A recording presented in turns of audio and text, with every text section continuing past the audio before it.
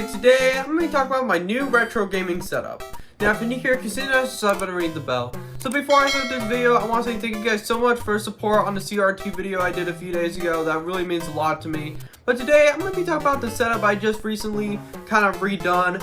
And it's a lot of stuff that it took a while, but I think it's worth it. So yeah, let's get started. So here it is over here. So this is the new setup. I think it looks pretty good. So this is kind of weird because this is not what I was originally going to do with this gaming setup. Now, I've always wanted to have a system to where all of my consoles have been plugged into the same TV. And it's kind of hard because, like, since this TV is so large and so heavy, I didn't know what to do. Because if you saw in my last video with the CRT, it was on the floor and I only had 3 consoles attached to it. But yeah, so I have all these consoles attached to it.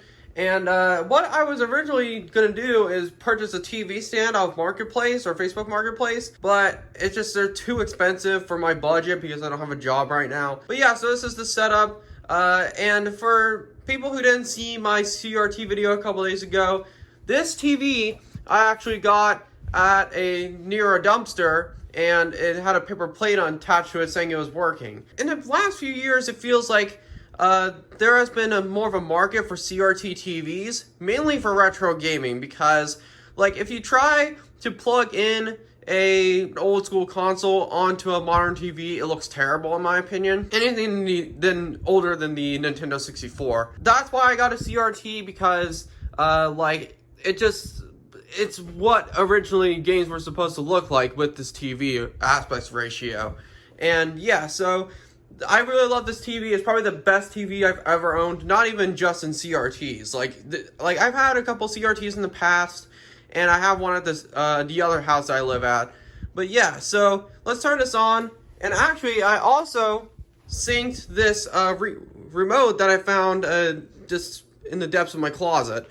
So if I turn that on, yeah, there you go. So I synced this to the TV, and it really works well because I really don't want to have to reach up every time to press the buttons and stuff. So I'm not sure if I'm going to do every console individually, because I've already done some of the consoles in the other video that I posted a couple days ago.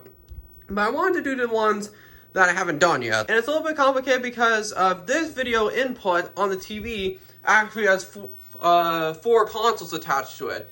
It connects the Super Nintendo, the Nintendo 64, the NES, and the Sega Genesis.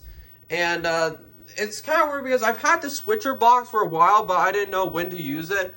But it's so helpful because even though there's a lot of inputs on that TV, it's still not enough for people who are planning to plug multiple consoles into it. So yeah, so I have that switcher box. But yeah, let's do the Super Nintendo, because the Super Nintendo, fun fact about the Super Nintendo, I actually got this for $30 6 years ago. Actually, almost 7 years ago now. Yeah, so if I do AV4. Okay, so I got it to work again. I think the Super Nintendo was plugged in accidentally plugged out.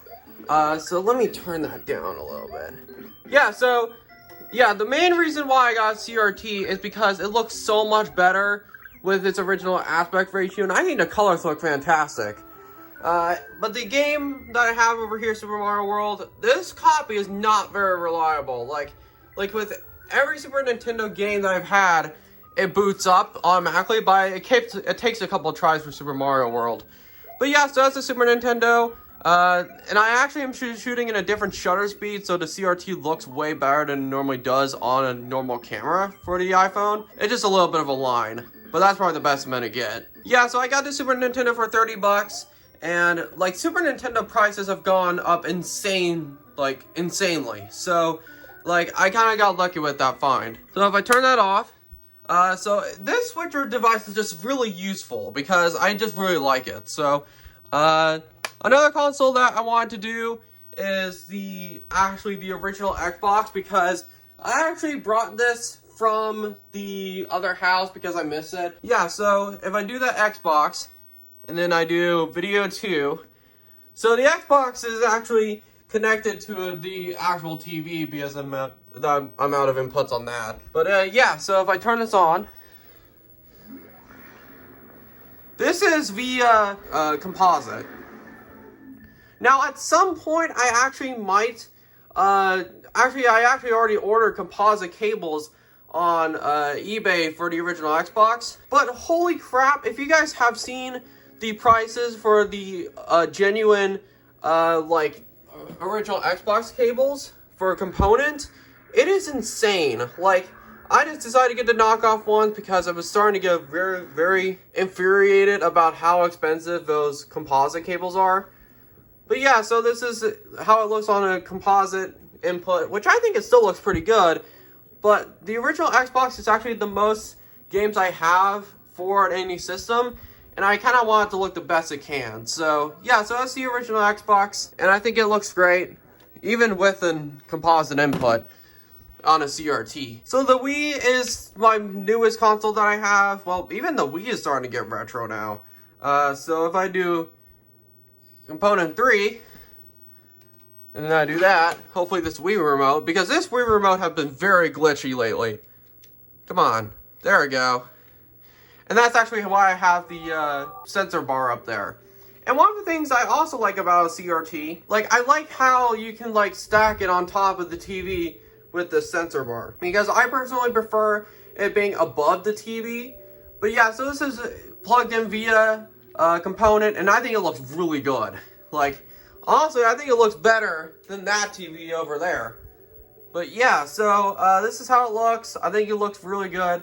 The Wii, this Wii is actually one of my older consoles I've had, or like how long I've had it. I think I've had this console for 6 or 7 years now. Like, most of these console editions it's been added in these past like 5 years. And the Atari is kind of close because I got this in 2017 too. But yeah, so this is how it looks in component input. And yeah, so that looks really good. And then the last one I want to do is actually the Atari. Plugging the Atari into a TV like this, you have to have this adapter. Actually, I have it up here. There's this adapter that you have to connect it to the antenna port on your TV via RF. And because this connector jack is kind of weird that they don't use anymore, so I got one of these, and it's plugged in this TV right now. And I had one for a long time, but then it just got lost in the vicinity. So yeah, so if I do input, and then channel 3, and what game should we do? You know what, screw it, let's do E.T. Look at that. I can't believe that this was a game, like this actually happened. Now, the thing is that it doesn't look that great, like, well, because it is on RF. I haven't played this in a long time. But this Atari joystick sucks. I think I need a new one. Yep, it does not work. Okay, well that's great. Yeah, I'm not a fan of the Atari 2600 controller, like, at all. Like, I think it kind of sucks. I couldn't plug in my Atari 2600 for a long time because I lost the RF adapter, but yeah. So thank you guys so much for watching. This is my new retro gaming setup I'm going to have for a while. So yeah, thank you guys so much for watching, and I'll see you guys later. Peace.